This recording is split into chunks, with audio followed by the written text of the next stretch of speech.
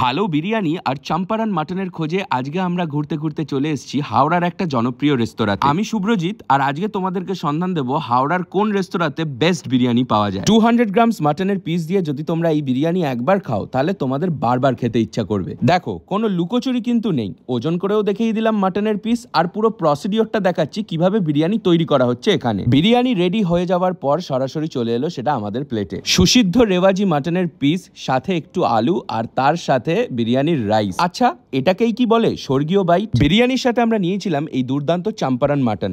নানান ধরনের ইনগ্রেডিয়েন্টস দিয়ে আগে মাটনটাকে ভালো করে ম্যারিনেট করে নেওয়া হয়, তারপর সেই ছোট ছোট মাটনের পিসগুলো মাটির হাঁড়িতে পুড়ে সেটা এরম ভাবে সিল করে দেওয়া হয়। পুরো প্রসিডিওরটা দেখতে কিন্তু বেশ চমৎকার লাগে। বিরিয়ানি তো অনেক খাওয়া হলো, এবার দেখে নেব এই রেস্টুরেন্টের অ্যাম্বিয়েন্স। বিরিয়ানির পাশাপাশি ওদের এখান থেকে বেশ কিছু স্টার্টারও আমরা ট্রাই করেছিলাম। প্রথমে খেয়েছিলাম এই টার্কিশ কাবাবটা, তারপরে এসেছিল এই লেমন ফিশ টিক্কা, আর সব শেষে এই মাটন গালাউটি কাবাব। তোমরাও যদি এইরকম লোভনীয় সমস্ত খাবারগুলো আমার মতো ট্রাই করতে চাও তাহলে তোমাদেরকে চলে আসতে হবে হাওড়ার দাওয়াত এরিয়াজে। বাকি সমস্ত ডিটেলস থাকলো ক্যাপশনে।